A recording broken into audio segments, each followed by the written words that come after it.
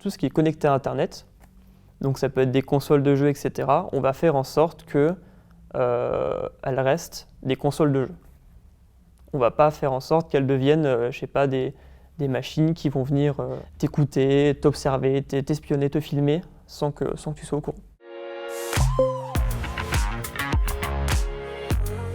Il y a tout un village gaulois qui tourne autour de la cybersécurité où il y aura le forgeron, il y aura les soldats, etc. Et c'est tout un travail d'équipe qui est dans la cybersécurité. Donc moi, je vais occuper la partie de créer les outils, principalement.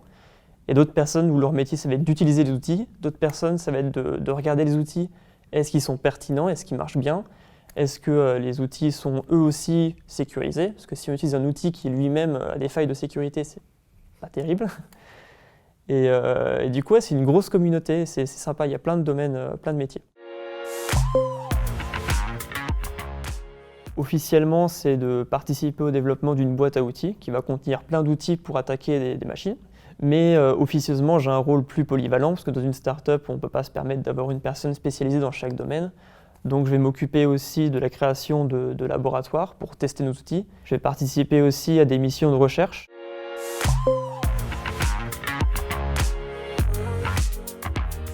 Déjà, on a une qui est primordiale, c'est la patience.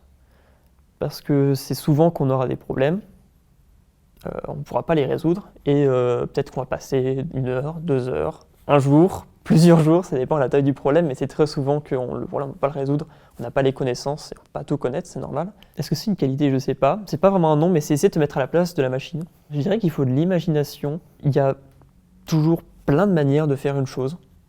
Et il n'y a pas forcément des manières mieux que d'autres.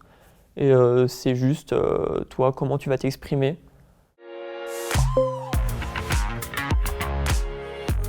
Il y a un mot que je dis souvent. Enfin, c'est plus 2-3 mots. C'est le « c'est incroyable ». Voilà. T'as l'opposé aussi qui est valable, hein, mais c'est principalement, vu que je recherche beaucoup, je vois comment d'autres personnes font les choses. Et des fois, je me dis, mais ils sont forts quand même. Dans ce métier, c'est que j'ai pas l'impression de travailler, j'ai plus l'impression de m'amuser.